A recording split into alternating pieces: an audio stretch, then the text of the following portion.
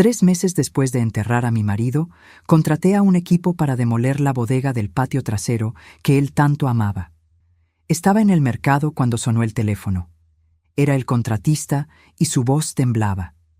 «Señora, deje lo que está haciendo y venga ahora mismo. Traiga a sus hijas, a las 2, y no se lo diga a nadie». Cuando llegué, entendí por qué mi sangre nunca volvería a ser la misma. Pero antes de continuar, asegúrate de estar suscrito al canal y escribe en los comentarios: ¿desde dónde estás viendo este video? La llamada llegó un martes cualquiera de marzo, mientras elegía naranjas en la sección de frutería. 3 meses y 11 días desde que enterré a Daniel. 3 meses y 11 días desde que mi vida se partió a la mitad, dejando solo el eco de lo que solía ser. Yo tenía 58 años y me sentía de 80. El luto tiene ese poder. Nos envejece por dentro primero, corroyendo la vitalidad hasta que incluso elegir fruta parece una tarea hercúlea. Estaba ahí, sosteniendo una naranja, cuando el celular vibró en el bolsillo de mi saco. Roberto Silva. El nombre del contratista parpadeó en la pantalla.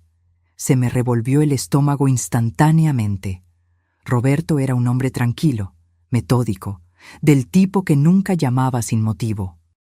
Lo contraté hace 2 semanas para finalmente demoler la bodega del fondo.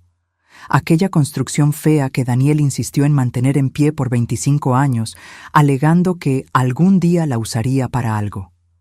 Contesté al tercer timbre. Doña Beatriz, su voz sonaba extraña, tensa. «Señora, necesita venir para acá, ahora mismo». Mi corazón se aceleró. ¿Pasó algo? ¿Algún accidente? No, señora, nadie salió herido. Una pausa demasiado larga. Pero encontramos algo que... Usted necesita ver personalmente. ¿Qué tipo de cosa? Lo escuché respirar profundo del otro lado de la línea. El ruido de fondo de la construcción se había detenido por completo. Solo entonces noté el silencio anormal. No puedo explicarlo por teléfono.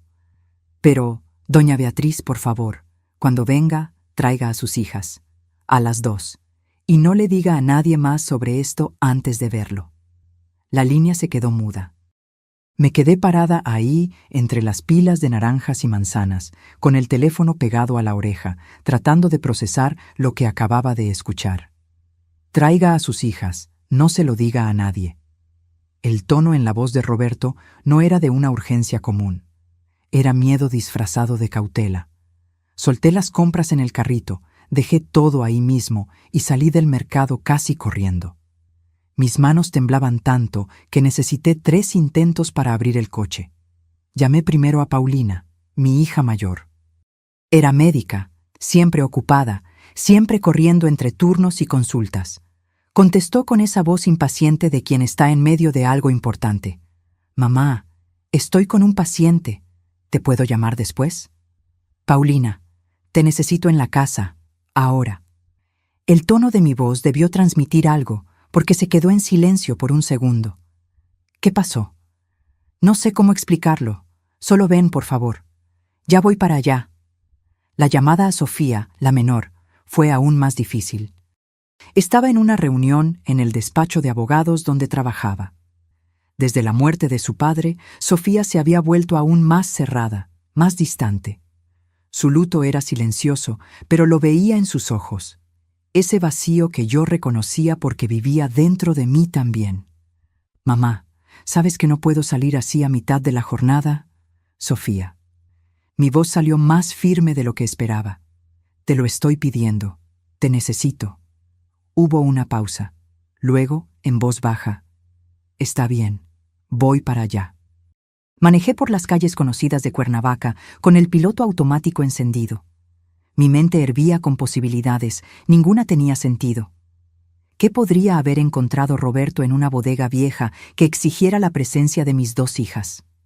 ¿Qué tipo de descubrimiento venía acompañado de un pedido de silencio? Daniel construyó esa bodega justo después de que nos mudamos a la casa, hace 26 años. Era ingeniero civil, un hombre práctico y organizado. Decía que necesitaba un espacio propio para guardar herramientas y materiales de trabajo. Pero con el tiempo, La bodega se convirtió en algo más. Se volvió una especie de santuario particular. Un lugar donde pasaba horas los fines de semana, moviendo cosas que yo nunca supe exactamente qué eran. Yo respetaba eso. Todos necesitan su rincón, pensaba. Nunca cuestioné, nunca invadí. Ahora, mientras subía la pendiente que llevaba a mi casa, una sensación gélida recorría mi espalda. ¿Cuántas cosas dejamos de preguntar por respeto? ¿Cuántos silencios aceptamos por amor? El coche de Paulina ya estaba estacionado en la entrada cuando llegué. Ella estaba apoyada en el cofre, de brazos cruzados, todavía con la bata blanca sobre la ropa. Su cabello oscuro estaba recogido en un chongo apresurado y tenía esa expresión preocupada que heredó de mí. «¿Qué está pasando?», preguntó en cuanto bajé del coche. «No lo sé todavía. Vamos a esperar a tu hermana». Sofía llegó 15 metros después, manejando demasiado rápido como siempre hacía cuando estaba nerviosa. Era la versión femenina de Daniel. Los mismos ojos castaños intensos, el mismo ceño fruncido cuando estaba concentrada. A los 32 años, cargaba el peso del mundo en los hombros y se rehusaba a compartirlo con nadie. «¿Alguien me va a explicar?», dijo, azotando la puerta del coche con más fuerza de la necesaria. Miré a mis dos hijas, tan diferentes, tan mías, y me di cuenta de que no tenía respuesta. «Vamos a descubrirlo juntas». Roberto nos esperaba en el portón que daba acceso al patio trasero de la propiedad. 2 obreros estaban con él, ambos con expresiones cuidadosamente neutrales, pero vi cómo desviaban la mirada cuando nos acercamos. Lo que sea que hubieran encontrado, los había perturbado. «Doña Beatriz», Roberto se quitó el casco, revelando el cabello canoso pegado por el sudor. «Señoritas». Asintió hacia mis hijas. Parecía haber envejecido 10 años desde la última vez que hablamos, hace 2 días. «¿Qué encontraste, Roberto?». Tragó saliva. «Es mejor que se los muestre». La bodega estaba parcialmente demolida. La pared frontal había sido derribada, exponiendo el interior que yo raramente veía. Herramientas oxidadas, estantes polvorientos, cajas amontonadas de cualquier forma. Pero no fue eso lo que Roberto quería mostrarnos. Nos guió hasta el fondo, donde habían comenzado a romper el piso de concreto para verificar la cimentación antes de la demolición completa. Y fue ahí, donde el concreto se había partido, que el mundo como lo conocía empezó a desmoronarse. Había una trampilla. No solo una trampilla. Una entrada cuidadosamente construida, disfrazada bajo el concreto. La tapa de metal estaba ahora expuesta, con un sistema de cerradura que parecía demasiado profesional para ser obra casera. Cuando golpeamos con el mazo aquí, Roberto señaló las grietas en el concreto alrededor. El sonido retumbó diferente, vacío. Cavamos alrededor y encontramos esto. Mi corazón latía tan fuerte que dolía. ¿La abriste? No, señora. Pensé que debía verla usted primero, con sus hijas. Paulina se acercó, se puso de cuclillas al lado de la trampilla. Esto es una cámara subterránea. ¿Papá construyó una cámara subterránea y nunca nos dijo? Sofía estaba pálida. Mamá, ¿tú sabías de esto? Sacudí la cabeza, incapaz de articular palabras. 26 años. 26 años casada con un hombre que, aparentemente, mantenía secretos literalmente enterrados bajo nuestros pies. «Tiene una cerradura», observó Roberto. «Digital, código de 4 dígitos». Me acerqué con las piernas temblorosas. La cerradura parpadeaba en rojo, esperando la combinación correcta. 4 números. ¿Qué números elegiría Daniel? «Intenta con la fecha de aniversario de bodas», sugirió Paulina, con la voz entrecortada. Marqué 1508. La luz permaneció roja. ¿Su cumpleaños?, intentó Sofía. 2304. Rojo nuevamente. Mi mente corría. ¿Qué código usaría Daniel?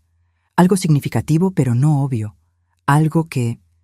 De repente, recordé.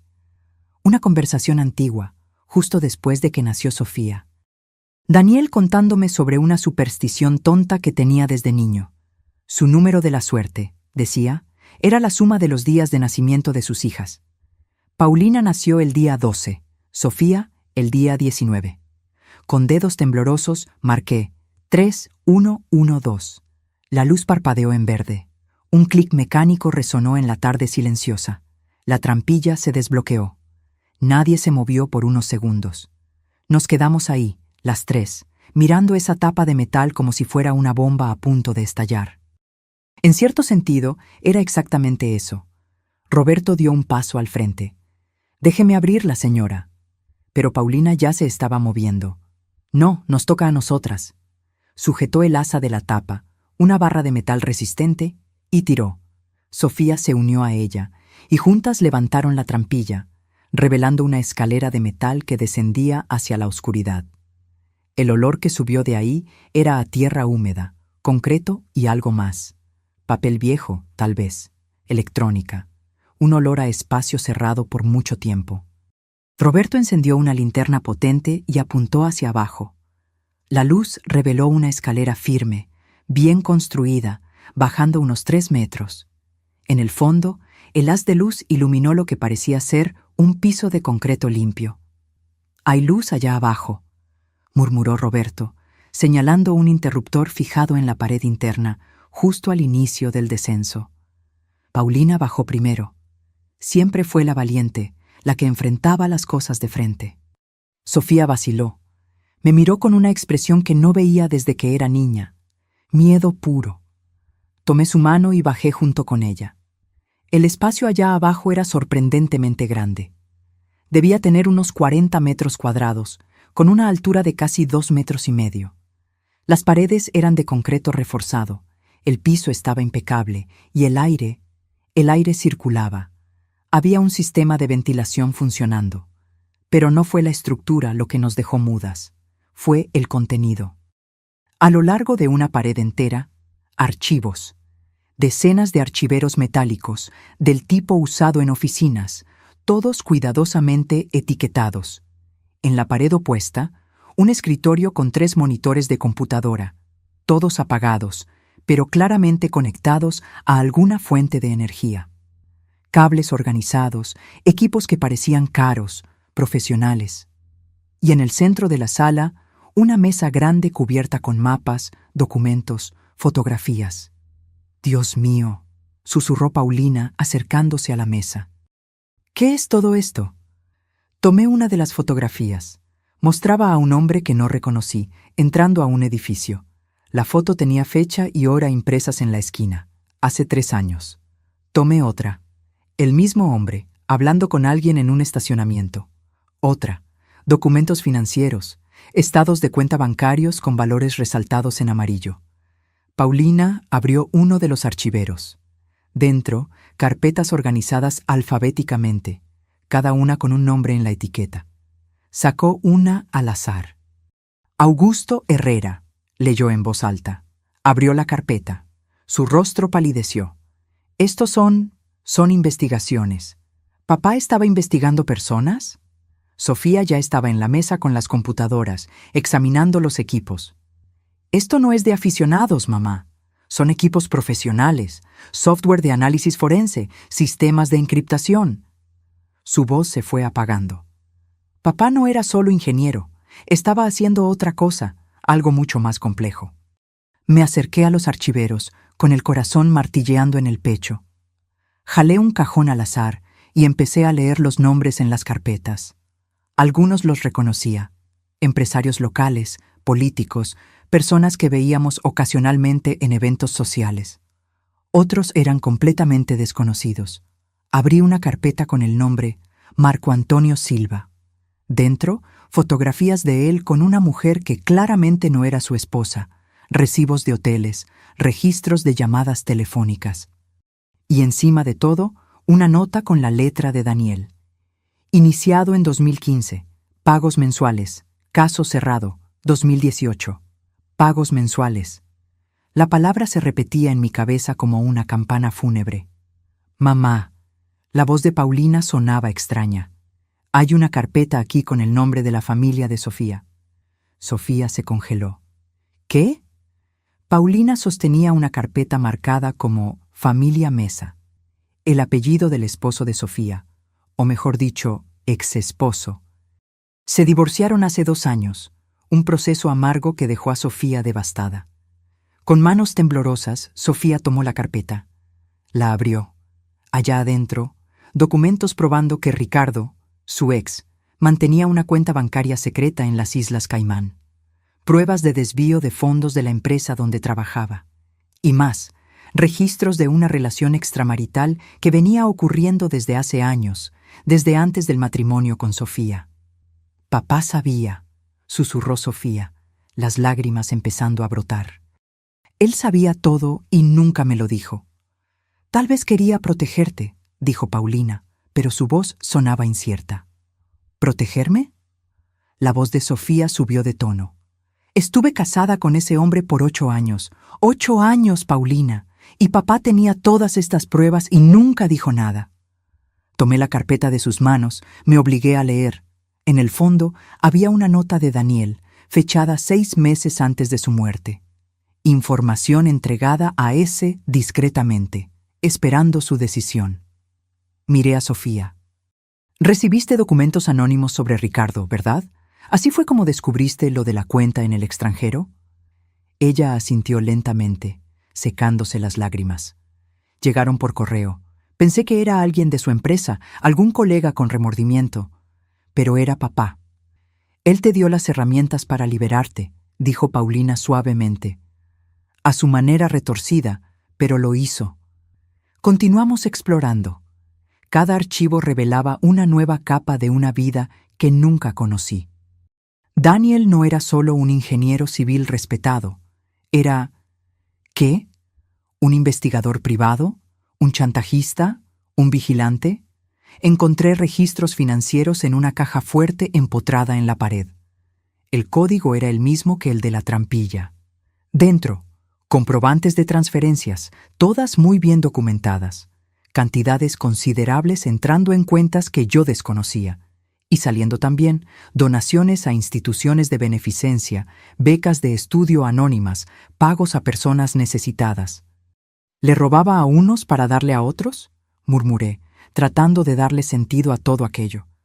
«No era robo», dijo Paulina, estudiando uno de los documentos.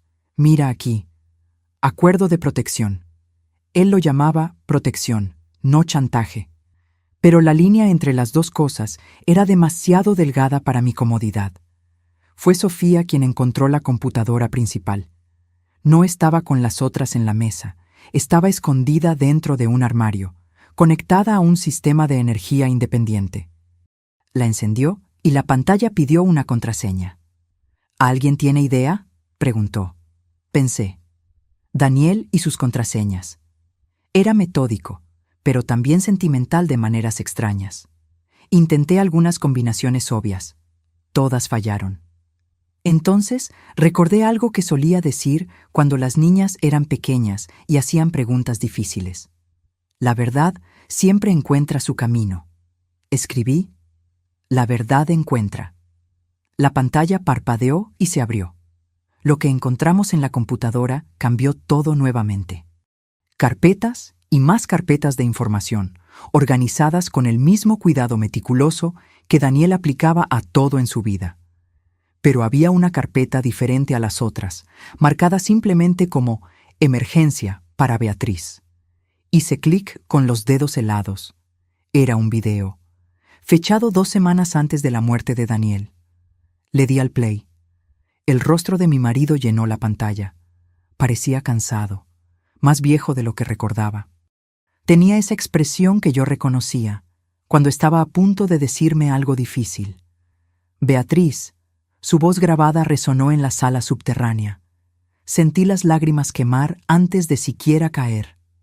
«Si estás viendo esto, significa que pasó lo que temía, y significa que encontraste este lugar, probablemente con nuestras hijas». En la pantalla, Daniel suspiró profundamente. «Necesito que entiendas algo antes de juzgar lo que hice. Todo empezó hace 23 años, cuando Paulina tenía 10. ¿Recuerdas el secuestro?». Se me heló la sangre. Lo recordaba, claro que lo recordaba. Paulina estuvo cautiva por 18 horas aterradoras hasta que la policía la encontró.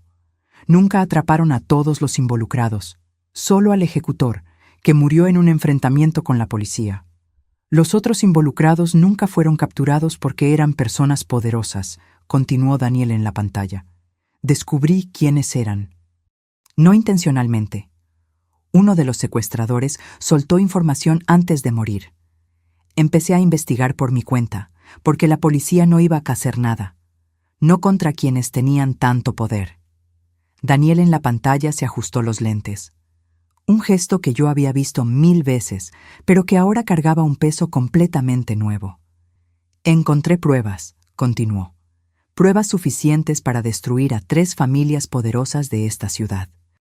Y me di cuenta de que tenía una opción: entregar todo a la policía y ver a esas personas usar su influencia para escapar, o usar esa información de otra forma. Hizo una pausa, mirando directamente a la cámara. Directamente a mí. Elegí protegerte, proteger a nuestras hijas. Usé la información para garantizar que esas personas nunca más pudieran tocarnos, y funcionó. Durante 23 años las mantuve seguras. Sofía soltó un sonido ahogado a mi lado. Paulina tenía la mano sobre la boca. Pero no me detuve ahí, admitió Daniel, y por primera vez vi algo parecido a la vergüenza cruzar su rostro. Una vez que entendí cómo obtener información, cómo documentar secretos, me di cuenta de que podía hacer más. Podía ayudar a otras personas. Aquella mujer que era golpeada por su marido, pero no tenía pruebas para el divorcio, conseguí las pruebas para ella. El empresario que estaba siendo extorsionado por un socio corrupto, le di lo que necesitaba para liberarse. Se inclinó más cerca de la cámara. Pero sí, Beatriz, cobré por mi trabajo. Cobré bien. Y usé ese dinero para hacer lo que la ley no hace: redistribuir. Le quité a los que robaban y se lo di a quienes lo necesitaban. Financié tratamientos médicos, pagué deudas de personas honestas en apuros, les di a niños pobres la oportunidad de estudiar. Mi cabeza daba vueltas. Robin Hood. Mi marido creía que era una especie de Robin Hood moderno. Sé lo que estás pensando, dijo Daniel, como si pudiera leer mi mente a través del tiempo, que no tenía derecho a decidir quién merecía justicia y quién merecía castigo. Tienes razón, pero lo hice de todos modos, porque el sistema le falló a nuestra familia una vez, y no confiaba en que no fallara de nuevo. La pantalla tembló cuando cambió de posición. Si estás viendo esto, probablemente estoy muerto, y si estoy muerto, hay una buena posibilidad de que no haya sido natural. Sentí que el suelo se movía bajo mis pies. Paulina me sostuvo del brazo. Hace 3 semanas recibí una amenaza. Alguien descubrió lo que hacía. Alguien que tiene mucho que perder si todo se expone. Me dieron a elegir: entregar todos los archivos y desaparecer, o enfrentar las consecuencias. Daniel sonrió, pero fue una sonrisa triste. No los voy a entregar. No voy a dejar que años de trabajo caigan en manos equivocadas. Así que, si estás viendo esto... Dejó el pensamiento en el aire. No necesitaba completarlo. Hay un archivo específico que es peligroso, continuó Daniel. Está marcado como primordial. No lo abras todavía, no hasta que estés absolutamente segura de que estás protegida. Porque ese archivo menciona nombres, personas poderosas, peligrosas, y si saben que tienes acceso a él, harán cualquier cosa para silenciarte. Mi corazón latía tan rápido que dolía. ¿Dónde está ese archivo? Como respondiendo a mi pregunta, Daniel en la pantalla dijo: el archivo está encriptado en una memoria USB dentro de la caja fuerte. La contraseña es algo que solo tú sabes, Beatriz. La respuesta a la pregunta que me hiciste en nuestro primer viaje juntos cuando nos perdimos en Guanajuato. ¿Te acuerdas? Me acordaba. Teníamos 22 años, saliendo apenas desde hacía 3 meses. Nos perdimos por completo en los callejones históricos, muriendo de risa por nuestra propia incompetencia. Yo pregunté: ¿a qué le tienes más miedo en el mundo? Él respondió sin dudarlo: a no poder proteger a quienes amo. Hay una cosa más. Daniel en la pantalla me miró directamente de nuevo, y sus ojos estaban húmedos. Beatriz, Eres la persona más fuerte que conozco, más fuerte que yo. Sé que descubrir todo esto te va a lastimar, te va a hacer cuestionar cada momento que pasamos juntos. Pero necesito que sepas, cada decisión que tomé, cada acción que ejecuté, fue porque te amé. Te amé a ti y a nuestras hijas más que a mi propia vida. Se inclinó para apagar la grabación, pero se detuvo. ¿Y Beatriz? Si vienen por ti, no tengas miedo de usar todo lo que está aquí, toda la información, toda la prueba. Protege a nuestras hijas de la forma en que yo las protegí, incluso si eso significa convertirte en algo que nunca imaginaste ser. La pantalla se puso negra. Nos quedamos en silencio en la sala subterránea, el peso de las palabras de Daniel colgando sobre nosotras como una nube de tormenta a punto de estallar. Fue Sofía quien rompió el silencio. Lo asesinaron. No fue una pregunta. Recordé el día. Daniel salió a una reunión matutina con un cliente. Regresó a casa a la hora de la comida, quejándose de un dolor en el pecho. «Debe ser acidez», dijo. «Desayuné de más». 2 horas después, estaba muerto. «Infarto fulminante», dijeron los médicos. «Pasa». Especialmente en hombres de 59 años con historial familiar de problemas cardíacos. Pero, ¿y si no hubiera sido natural? ¿Y si alguien hubiera encontrado la manera? Necesitamos abrir el archivo primordial, dijo Paulina. Necesitamos saber contra quién nos enfrentamos. Papá dijo que no lo abriéramos, argumentó Sofía. Dijo que era peligroso. Sofía, él está muerto. La voz de Paulina subió, resonando en las paredes de concreto. Si alguien lo mató, no se van a quedar quietos. Van a ir tras quien sea que tenga acceso a esta información, tras nosotras. Tenía razón. Yo sabía que tenía razón, pero la idea de abrir ese archivo, de ver lo que fuera que hubiera ahí dentro, me aterraba de una forma que no podía explicar. «Vámonos con calma», dije, sorprendida por la firmeza de mi propia voz. «Primero, necesitamos entender qué más hay aquí. Después decidimos sobre el archivo». Pasamos las siguientes horas catalogando. Roberto y sus hombres se fueron después de que se lo pedí. Cuantas menos personas supieran de ese lugar, mejor. Las 3 nos quedamos ahí, leyendo archivo tras archivo, reconstruyendo pieza por pieza la vida secreta de Daniel. Encontramos casos que nos dejaron sin palabras. Un maestro acusado falsamente de abuso por padres ricos cuyo hijo había reprobado. Daniel probó la mentira y salvó la carrera del hombre. Una enfermera que robaba medicamentos, no para venderlos, sino para tratar a su madre con cáncer que no tenía seguro. Daniel pagó el tratamiento anónimamente y ayudó a la mujer a conseguir ayuda adecuada en lugar de exponerla. Pero también encontramos cosas perturbadoras. Registros de personas a las que Daniel extorsionó por cantidades absurdas. Un empresario que desviaba fondos públicos. Un médico que falsificaba dictámenes para defraudar seguros. Daniel no solo recolectaba pruebas, cobraba mensualmente por su silencio. «Era un vigilante», murmuró Paulina, leyendo un archivo particularmente denso. «Un vigilante con su propio código moral». «Era un criminal», corrigió Sofía, pero su voz no tenía convicción. «¿Verdad? El chantaje es un delito». Miré a mis hijas. Era ambas cosas, y ninguna. Era un hombre que vio al sistema fallarle a su familia y decidió crear su propio sistema de justicia. «Y murió por eso», dijo Sofía en voz baja. Era casi medianoche cuando finalmente decidimos abrir la caja fuerte y tomar la memoria USB. La contraseña que mencionó Daniel resonaba en mi cabeza. No poder proteger a quienes amo. Escribí letra por letra en la interfaz de seguridad de la computadora principal. No poder proteger. La memoria apareció en la pantalla. Un solo archivo. Primordial dump PDF. Mi dedo sobrevoló el ratón. Una vez que abriera eso, no habría vuelta atrás. Sabríamos a quién temía Daniel, quién posiblemente lo mató. Y probablemente nos convertiríamos en blancos también. «Mamá», dijo Paulina suavemente, «necesitamos saber». El archivo se abrió lentamente. como si la propia computadora dudara en revelar su contenido. Cuando la primera página finalmente apareció, sentí que el aire se escapaba de mis pulmones. En la parte superior, en letras grandes, Operación Serpiente, Red de Corrupción y Lavado de Dinero, Morelos y Región Centro. Abajo, una lista de nombres. No eran nombres cualquiera. Eran nombres que yo conocía, que veía en los periódicos, a los que saludaba en eventos sociales: jueces, fiscales, jefes de policía, empresarios, un regidor, 2 diputados locales.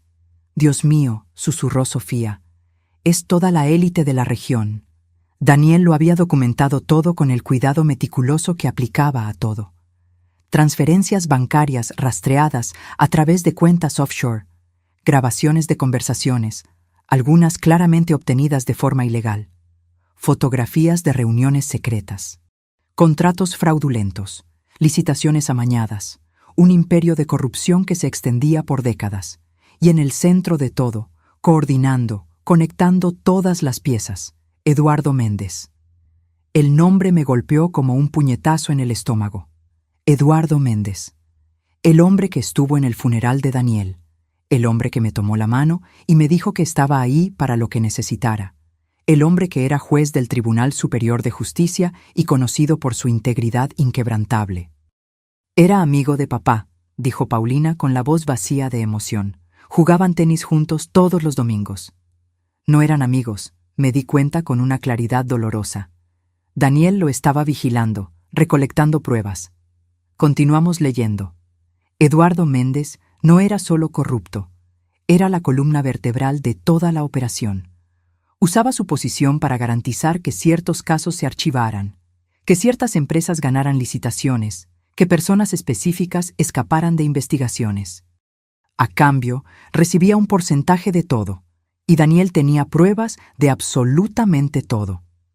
Mira la fecha de la última nota de papá, dijo Sofía, señalando el pie de una página. 3 semanas antes de morir, la misma época que mencionó haber recibido amenazas. La nota decía: Méndez descubrió lo de los archivos. Programó reunión para mañana. Estoy seguro de que intentará negociar. Debo decidir si expongo todo o si mantengo las cosas como están por la seguridad de la familia. No había más notas después de esa. La reunión, murmuré. Ese cliente que fue a ver la mañana que murió, no era un cliente. Era Eduardo Méndez, completó Paulina. Sofía ya estaba tecleando frenéticamente en la laptop. Necesito revisar algo. Accedió a registros públicos, cruzó información. Su rostro palideció. Mamá, Eduardo Méndez tiene un hermano. ¿Saben qué es? Se me revolvió el estómago. ¿Qué? Médico legista. Fue él quien firmó el acta de defunción de papá. La habitación pareció dar vueltas. Todo encajaba con una precisión aterradora. La reunión matutina, el supuesto cliente, Daniel regresando a casa quejándose de dolor, el ataque cardíaco súbito, un legista corrupto firmando el acta sin hacer demasiadas preguntas. Lo envenenaron, dijo Paulina, algo que simulara un infarto. Hay drogas que hacen eso. Y lo aceptamos, susurré. Aceptamos la explicación porque era conveniente, porque tenía sentido, porque nunca imaginamos que nuestra mamá estaba casada con un hombre que recolectaba secretos sobre las personas más poderosas de la región, terminó Sofía amargamente. ¿Cómo íbamos a imaginarlo? Miré el archivo todavía abierto en la pantalla. Páginas y páginas de pruebas meticulosamente documentadas. Pruebas que podrían destruir decenas de carreras, enviar personas a prisión, derribar imperios construidos sobre mentiras y sangre. Pruebas por las que matarían de nuevo. Necesitamos salir de aquí, dije de repente. Ahora. ¿Por qué? Preguntó Paulina. Porque si mataron a su padre por esta información y si sospechan que sabemos de su existencia. No necesité terminar, pero Sofía sacudió la cabeza. Ya lo saben, mamá, o al menos lo sospechan. La remodelación de la bodega no era un secreto. Roberto probablemente le comentó a alguien que encontró algo inusual. Las noticias vuelan en una ciudad pequeña. Tenía razón. Cuernavaca tenía ese aire de ciudad donde todos se conocen. Si Roberto mencionó a la persona equivocada que encontró una habitación secreta en la propiedad de la viuda del ingeniero Daniel, mi teléfono vibró, rompiendo el silencio tenso. Un número desconocido. Mi corazón se aceleró. «No contestes», dijo Paulina rápidamente, pero yo ya estaba presionando el botón de aceptar. Algún instinto me decía que debía hacerlo. ¿Beatriz Carballo? Una voz masculina, calmada, educada, conocida. ¿Quién habla? Eduardo Méndez. Perdona que llame tan tarde, pero supe que hubo un movimiento interesante en tu propiedad hoy. ¿Encontraron algo durante la demolición? Se me heló la sangre. Él sabía, claro que sabía. No sé de qué me hablas, Eduardo. Beatriz. Su voz adquirió un tono casi paternal. Sé que Daniel guardaba algunos archivos que podrían ser malinterpretados por personas que no entendieran el contexto. Si encontraron algo así, sería prudente hablar conmigo antes de hacer cualquier cosa precipitada. ¿Por qué haría eso?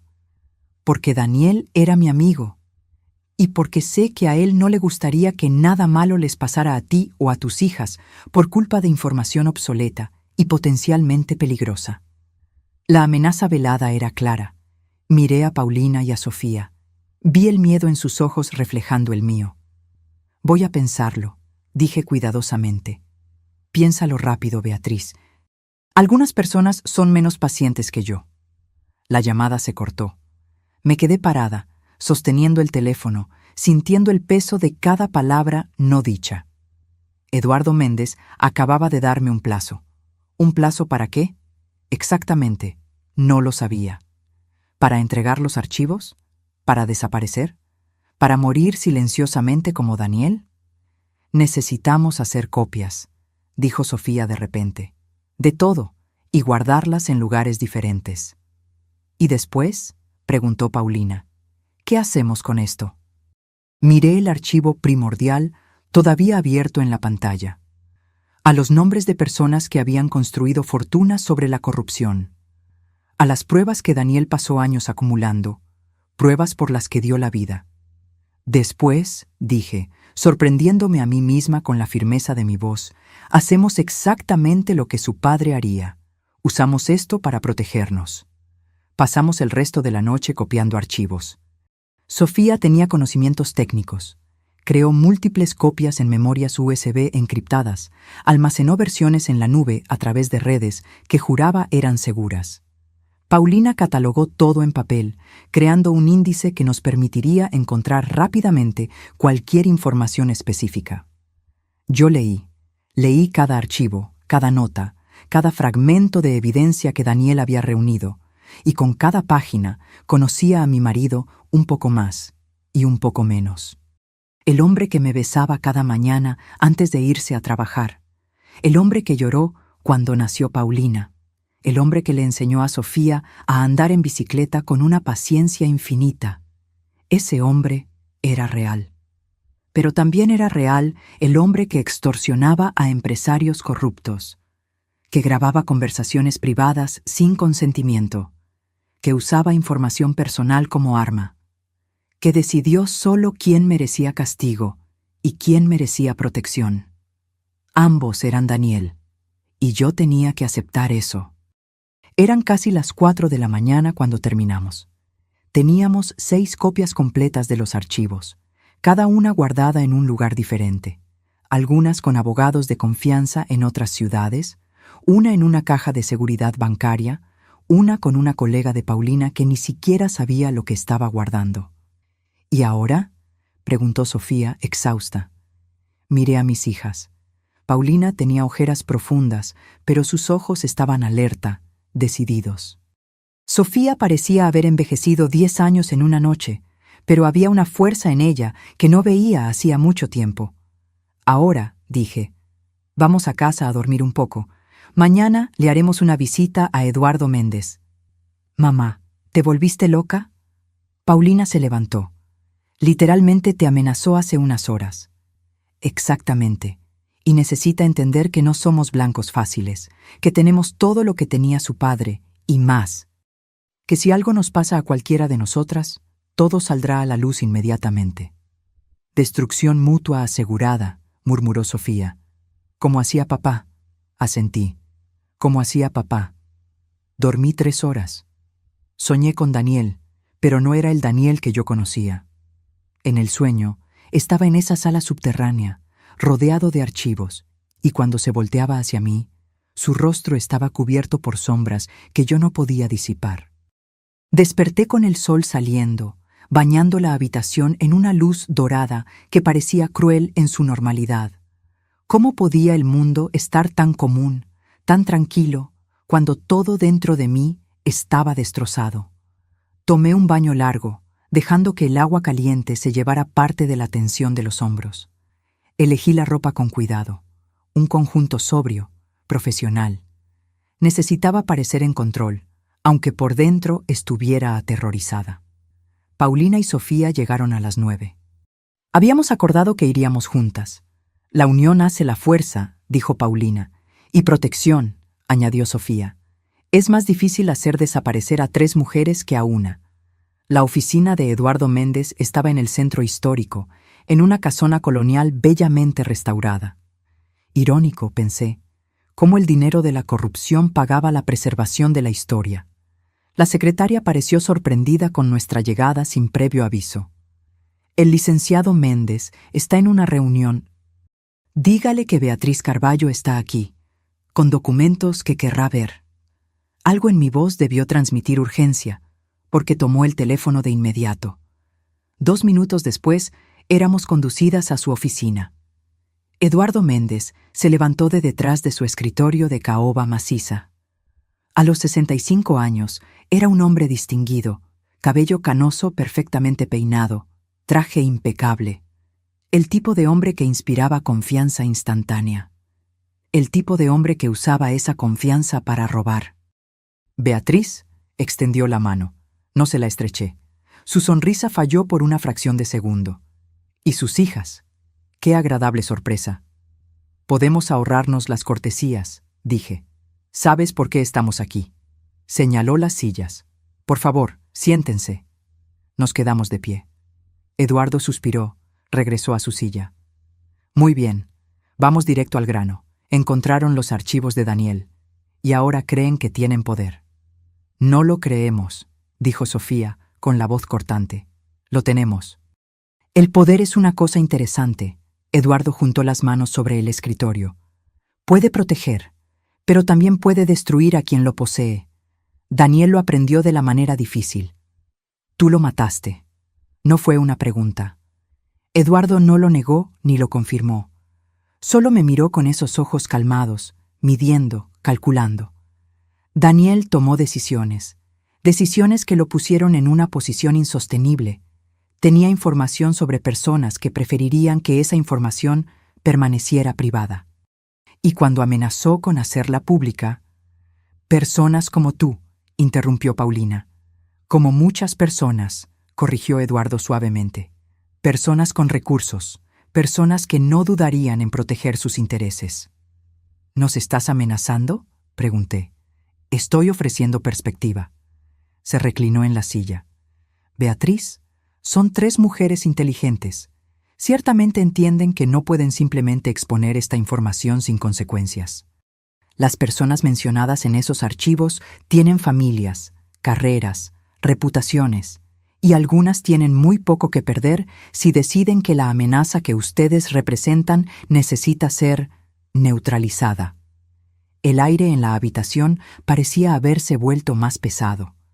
Sofía se movió ligeramente, posicionándose entre Eduardo y yo. Paulina mantenía una postura rígida, pero vi sus manos temblar levemente. «¿Entonces qué propones?», pregunté. «Un acuerdo. Ustedes me entregan los archivos, todas las copias, y a cambio garantizamos que nada malo les pasará. Pueden vivir sus vidas tranquilas. Incluso puedo garantizar que el legado de Daniel permanezca intacto. Nadie tiene por qué saber sobre sus actividades extracurriculares. ¿Y qué nos garantiza que cumplirás tu parte?». Eduardo sonrió. «Mi palabra». Sofía soltó una risa amarga. La palabra de un hombre corrupto que probablemente orquestó el asesinato de nuestro padre. ¡Qué garantía tan maravillosa! La sonrisa de Eduardo desapareció. Cuidado con sus acusaciones, jovencita. Sin pruebas, son solo difamación. Tenemos pruebas, dije. De todo. Tu red de corrupción, las licitaciones amañadas, el dinero desviado, tu hermano falsificando actas de defunción. Tenemos grabaciones, documentos, transferencias bancarias, todo. Por primera vez, vi una grieta en la máscara de Eduardo. Sus ojos se entrecerraron, su mandíbula se tensó. Si las tuvieran, dijo cuidadosamente, me habrían buscado antes. Habrían intentado negociar. El hecho de que estén aquí ahora, 3 mujeres asustadas, sin ningún tipo de protección, me dice que están blofeando. Era mi turno de sonreír. Saqué mi celular del bolsillo. Presioné unos botones. ¿Puedes revisar tu correo, Eduardo? Frunció el ceño, pero tomó su propio celular. Yo había enviado un documento, solo una muestra. 3 páginas del archivo primordial, mostrando transferencias específicas de cuentas offshore a su cuenta personal. Vi el color desaparecer de su rostro mientras leía. Eso es una muestra, dije calmadamente. Tenemos 423 páginas sobre ti específicamente. ¿Sobre los otros involucrados en la operación? Más de 1000 páginas. Y antes de que preguntes, sí, hicimos copias. Muchas copias. Guardadas con personas que nunca encontrarías. Programadas para ser liberadas automáticamente si algo nos pasa a cualquiera de nosotras. Eduardo soltó el celular. Cuando volvió a mirarme, la cortesía había desaparecido por completo. No saben lo que están haciendo, no saben con quién se están metiendo. Lo sabemos perfectamente, dijo Paulina. Nos estamos metiendo con criminales asustados que finalmente van a pagar por lo que hicieron. Entonces, ¿cuál es su plan? Eduardo se inclinó hacia adelante. ¿Entregar todo a la policía? ¿A la fiscalía? ¿Creen que prosperaría alguna investigación? La mitad de las personas que tendrían que investigar están en esos archivos. Por eso no vamos a ir a la policía, dije. Vamos a ir a la prensa, a periodistas de fuera del Estado, a blogs de investigación, a organizaciones anticorrupción. Vamos a difundir esto tan ampliamente que ni todo el poder y el dinero del mundo lograrán enterrarlo. Era mentira. Todavía no habíamos decidido exactamente qué hacer, pero necesitaba que Eduardo creyera que teníamos un plan sólido, que éramos tan calculadoras como Daniel lo había sido.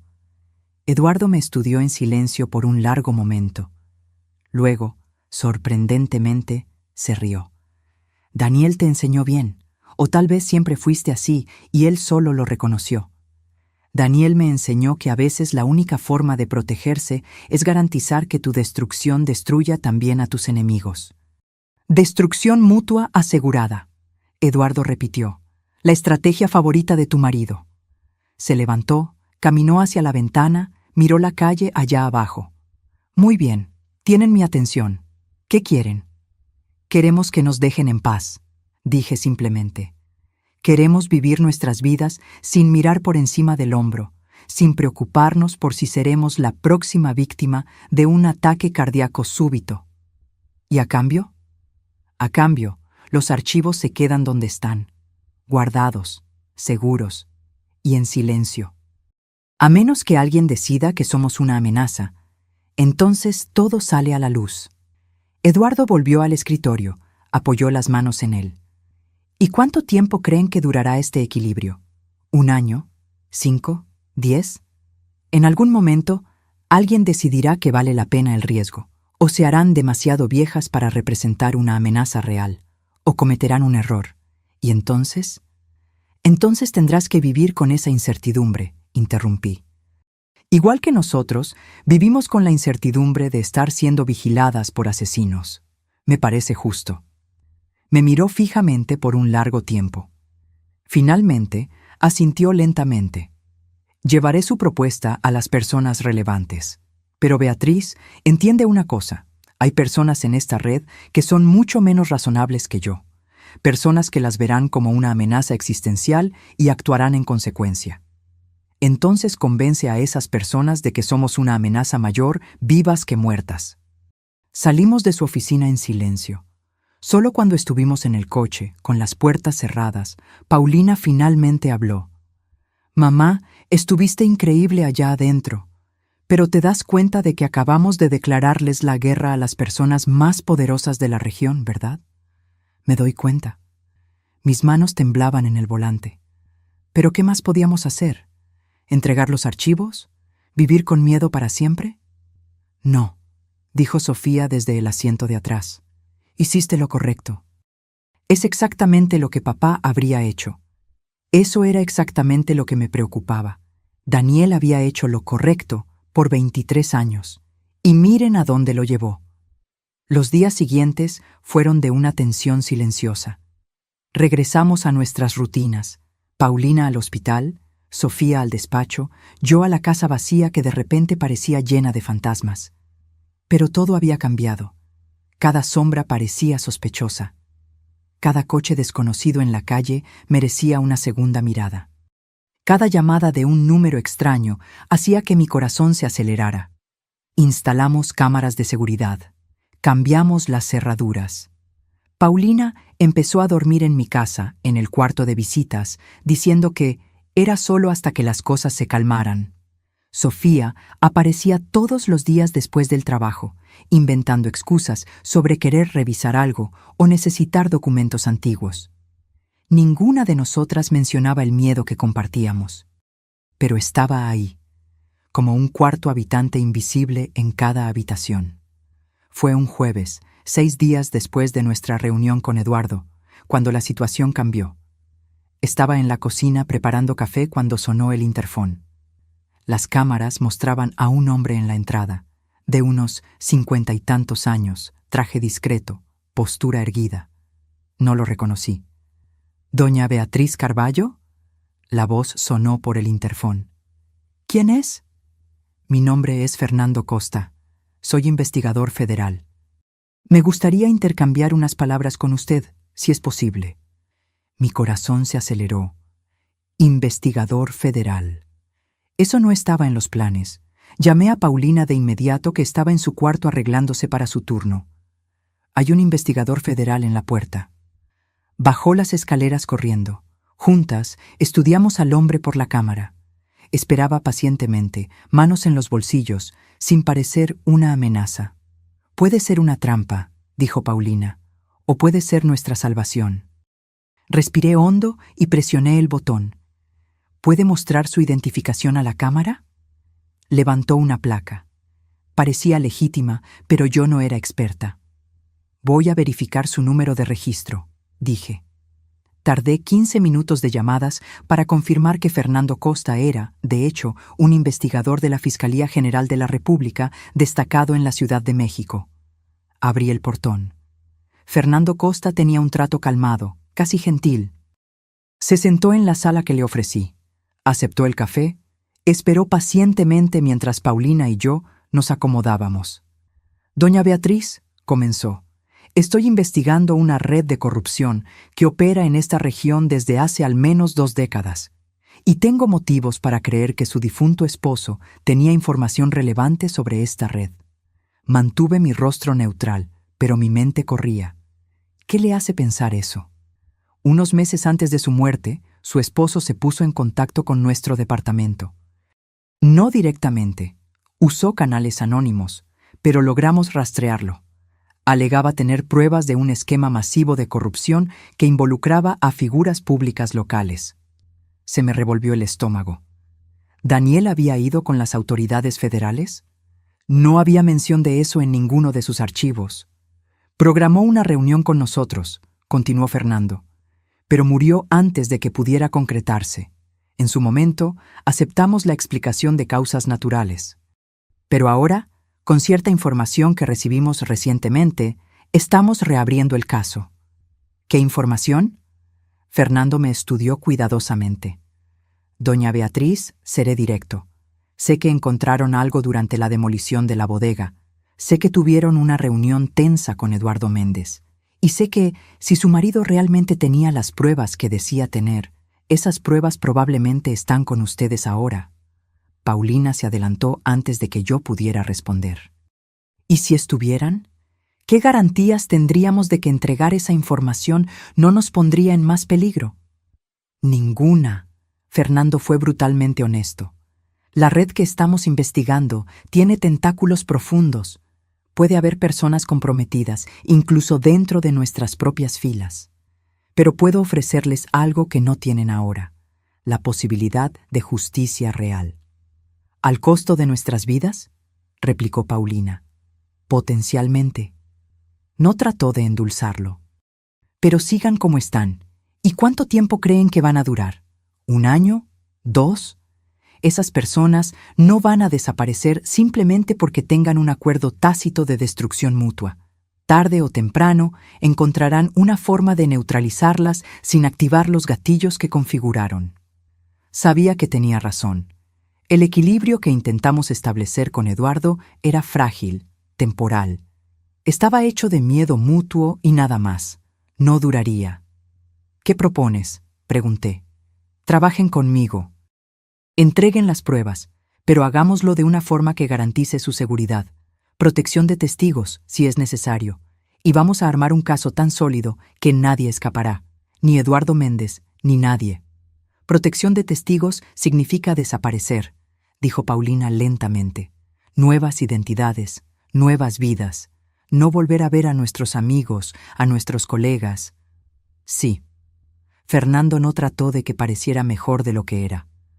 Miré por la ventana, hacia el jardín que Daniel y yo plantamos juntos hace tantos años, los rosales que él cuidaba con tanto cariño, el árbol de guayaba que plantamos cuando nació Sofía. Una vida entera construida en este lugar. Necesito tiempo para pensarlo, dije finalmente. Fernando asintió. Entiendo. Pero no tarde mucho. Cuanto más tiempo tengan esas personas para organizarse, más peligroso se vuelve. Se levantó, sacó una tarjeta de su bolsillo. Mi número directo. Llame a cualquier hora. Después de que se fue, Paulina y yo nos quedamos sentadas en silencio por mucho tiempo. ¿Qué vamos a hacer?, preguntó finalmente. Voy a llamar a tu hermana. Necesitamos decidir esto juntas. Sofía llegó en 20 minutos. Le contamos todo sobre la visita de Fernando Costa. Escuchó en silencio, su rostro volviéndose progresivamente más pálido. Protección de testigos, murmuró cuando terminamos. Desaparecer por completo. O seguir como estamos y esperar que Eduardo cumpla el acuerdo, dijo Paulina. Un acuerdo hecho con un asesino, señaló Sofía.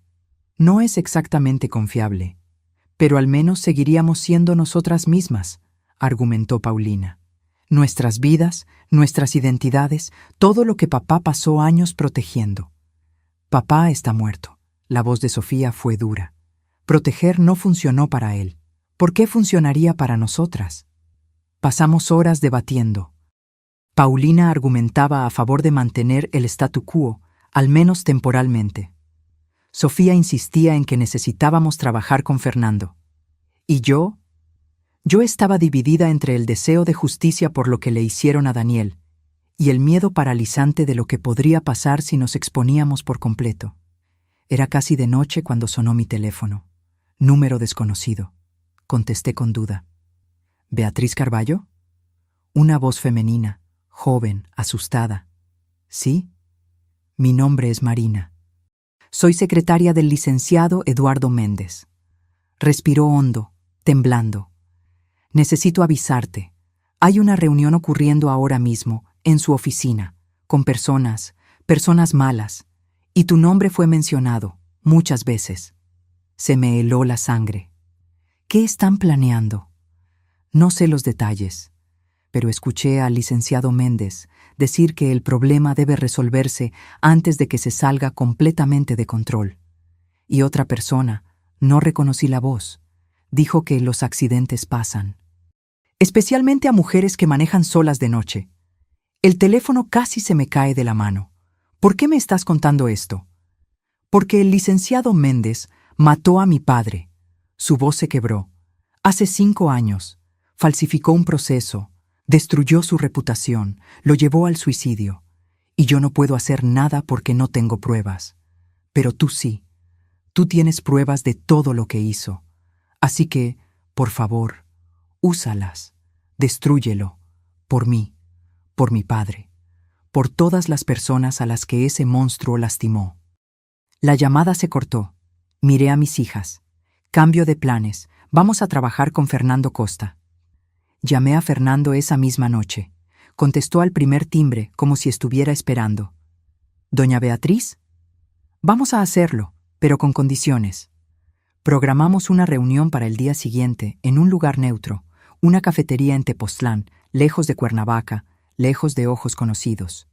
Fernando llegó con una colega, una investigadora llamada Patricia, que tenía ojos afilados y un trato directo al hablar. Pasamos 6 horas en esa cafetería, yéndonos solo cuando el dueño empezó a dar señales de que quería cerrar. Mostramos muestras de los archivos, cuidadosamente seleccionadas, nada que comprometiera nuestro poder de negociación por completo, pero lo suficiente para probar que teníamos exactamente lo que decíamos tener. Fernando se puso pálido mientras leía. Patricia silbó bajo. Esto es más grande de lo que imaginábamos. ¿Cuántas personas están involucradas?, preguntó Fernando.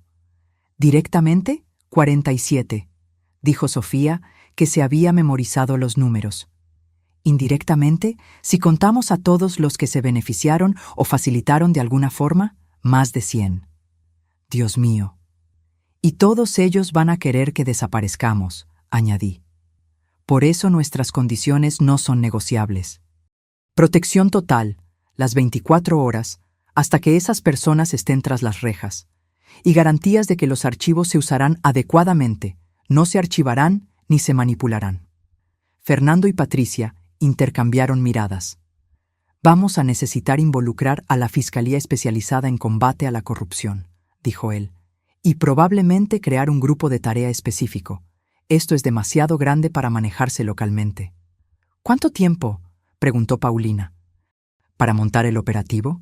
Unas semanas. ¿Para arrestar a todos? Meses, tal vez años.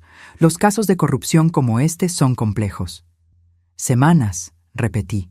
Semanas en las que vamos a estar en su radar, vulnerables. Por eso la protección empieza ahora, dijo Patricia. Hoy mismo. Vamos a poner agentes alrededor de su casa, escoltas siempre que salgan. Nada discreto. Queremos que todos sepan que están protegidas. No fue tan reconfortante como debería haber sido, pero era mejor que nada. Regresamos a Cuernavaca con una escolta federal. 2 coches, 4 agentes. Los vecinos seguramente tendrían de qué hablar, y tendrían aún más en las semanas siguientes. La investigación se desarrolló rápidamente una vez que Fernando tuvo acceso completo a los archivos. Crearon una fuerza de tarea con investigadores de fuera del estado, gente de Jalisco, Nuevo León, la capital, personas sin conexiones locales, sin vínculos que pudieran comprometer el proceso. Fui interrogada decenas de veces. Tuve que volver a contar cada detalle sobre cómo encontramos la habitación subterránea, sobre las conversaciones que tuve con Eduardo Méndez, sobre todo lo que Daniel me contó o dejó de contar a lo largo de los años. Paulina y Sofía pasaron por lo mismo. Era exhaustivo, traumático, revolver la vida de Daniel, exponer sus secretos, ver al hombre que amábamos ser diseccionado por extraños que veían solo a un criminal sofisticado, no a un esposo dedicado y padre amoroso. Pero era necesario.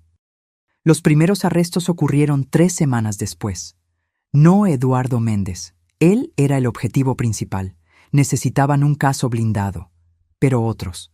Un empresario que desviaba recursos públicos. 2 funcionarios de adquisiciones que amañaban procesos. Un contador que lavaba dinero. Y con cada arresto, la tensión aumentaba. Dejamos de salir de casa sin necesidad absoluta. Paulina pidió licencia en el hospital. Sofía trabajó desde casa. Yo vivía rodeada de agentes federales, mi propia casa transformada en una especie de fortaleza. Fue un martes, 6 semanas después de entregar los archivos, cuando la bomba finalmente explotó. Literalmente. Eran las 6 de la mañana. Estaba en la cocina preparando café cuando el ruido me lanzó al suelo. Vidrios rompiéndose, madera partiéndose, el sonido ensordecedor de una explosión. Los agentes invadieron la casa en segundos. Paulina bajó corriendo. Sofía gritaba desde su habitación. El coche de uno de los agentes, estacionado frente a la casa, estaba envuelto en llamas.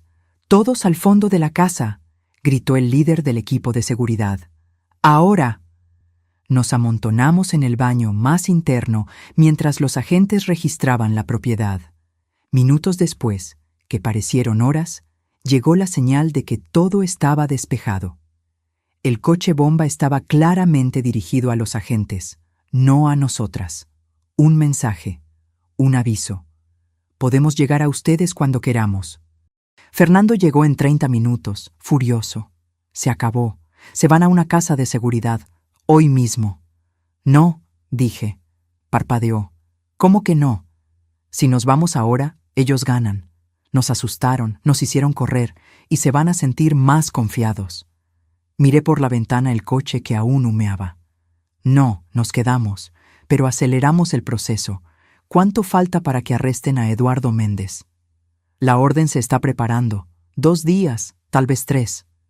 Entonces, en 2 días, esto se acaba. Me volteé hacia él. Y hasta entonces, ustedes doblan la seguridad. Si quieren guerra, tendrán guerra.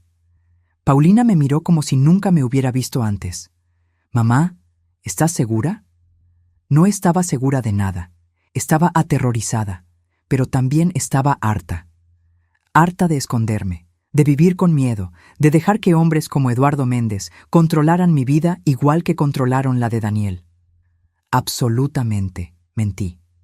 Las siguientes 48 horas fueron las más largas de mi vida.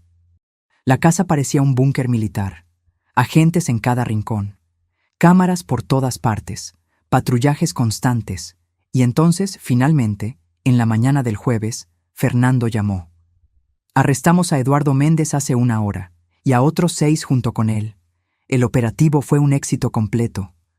Sentí que mis rodillas flaqueaban. Paulina me sostuvo. Sofía soltó un sollozo.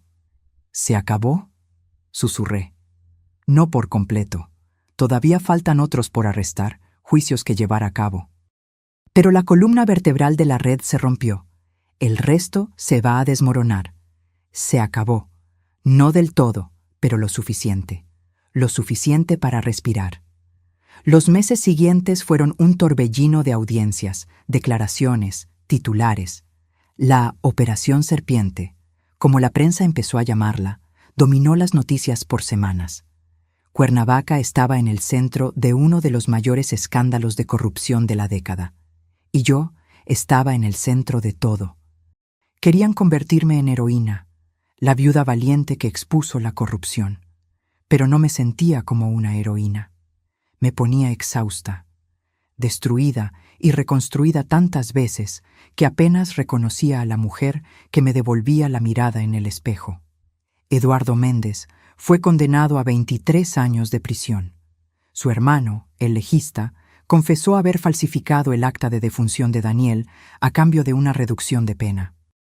Confirmó que Daniel fue envenenado, una droga específica que simula un ataque cardíaco y se descompone rápidamente en el cuerpo. Justicia. Daniel finalmente tuvo justicia, pero eso no lo trajo de vuelta. Decidimos vender la casa. Demasiados recuerdos malos ahora, encimándose a los buenos. Paulina compró un departamento en Guadalajara, cerca de un hospital donde consiguió una plaza. Sofía se mudó a la Ciudad de México, empezó de cero en un despacho especializado en derechos civiles.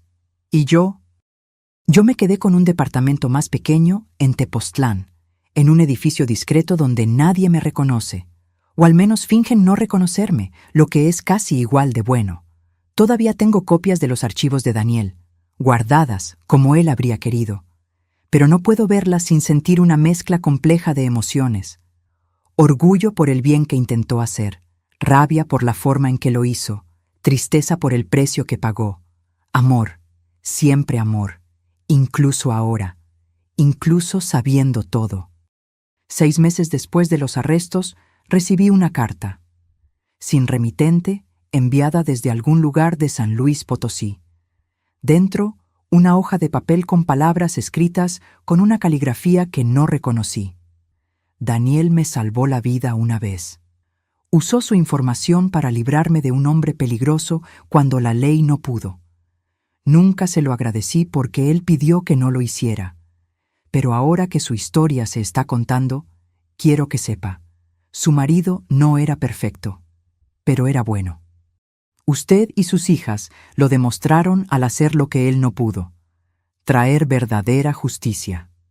Lloré leyendo eso. Lágrimas que venía aguantando por meses finalmente brotaron. Daniel no era un héroe ni un villano. Era humano, imperfecto y brillante, asustado y valiente, equivocado y acertado al mismo tiempo. Y amé cada versión de él, incluso aquella que nunca conocí por completo hasta después de que se fue. Paulina me visita una vez al mes. Sofía, cada 2 meses. La Ciudad de México está más cerca, pero su trabajo es demandante. Hablamos a diario. La experiencia nos unió de formas que nunca imaginé posibles. Pasamos por el infierno juntas y salimos del otro lado aún de pie, todavía unidas. A veces, cuando estoy sola de noche, imagino a Daniel en algún lugar, viendo todo lo que hicimos. ¿Estaría orgulloso? ¿Enojado por haber expuesto sus secretos?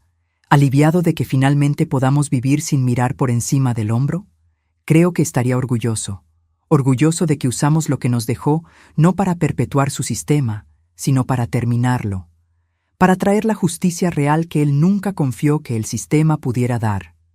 Demostramos que estaba equivocado en algunas cosas y en lo correcto en otras, principalmente sobre nosotras, sobre nuestra fuerza, sobre nuestra capacidad de sobrevivir. Lo último que hice antes de dejar la casa fue volver a la habitación subterránea una última vez. Vacía ahora, todos los archivos confiscados como evidencia. Solo concreto desnudo y silencio.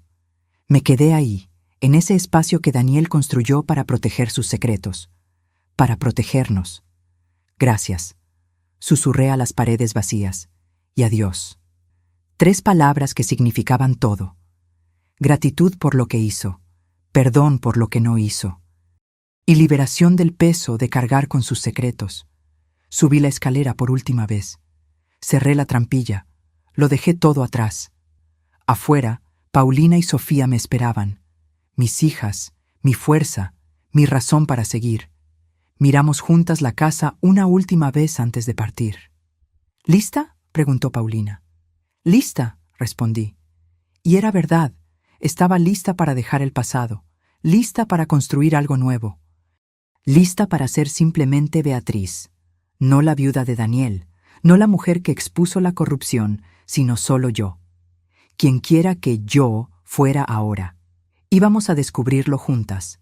Ahora, si te gustó esta historia, haz clic en suscribirte y dime en los comentarios qué parte te dejó con la boca abierta. Y no olvides hacerte miembro para tener acceso a videos exclusivos que no publico aquí. Te espero allá.